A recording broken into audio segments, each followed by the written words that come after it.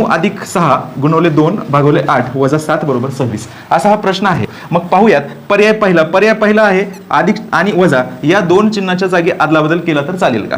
अधिकच्या जागी वजा करायचंय, वजाच्या जागी अधिक करायचंय।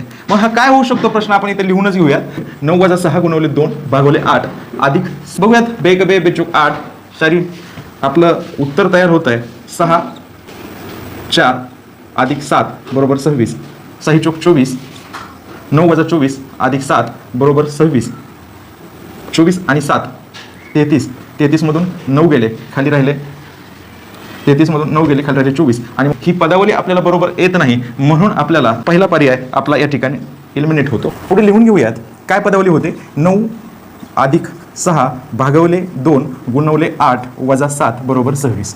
सुरुवातीला भागाकार करून घेऊया बेत्रिक 6 मग आपली कन्सेप्ट पुढील जी पायरी आहे पुढची स्टेप आहे ती 9 अधिक 3 गुणवले 8 वजा 7 बरोबर 26 असे होईल। 3 1 3 3 8 24 मग आपली पुढची जी स्टेप आहे 9 अधिक 24 वजा 7 बरोबर 26 आणि मग या ठिकाणी आपल्याला बेरीज करावी लागेल 33 वजा 7 बरोबर 26 ही अशी कन्सेप्ट आपली या ठिकाणी लागू होते। 33 मधून 7 गेले तर 26च होतात आणि म्हणून आपली 2 नंबरचं जे उत्तर आहे हे 2 नंबरचं जे उत्तर आहे भागाकाराच्या जागी आपल्याला गुणाकार करावे लागेल, अशी अदलाबदल करावी लागेल, मग आपली योग्य पदावली ठरेल।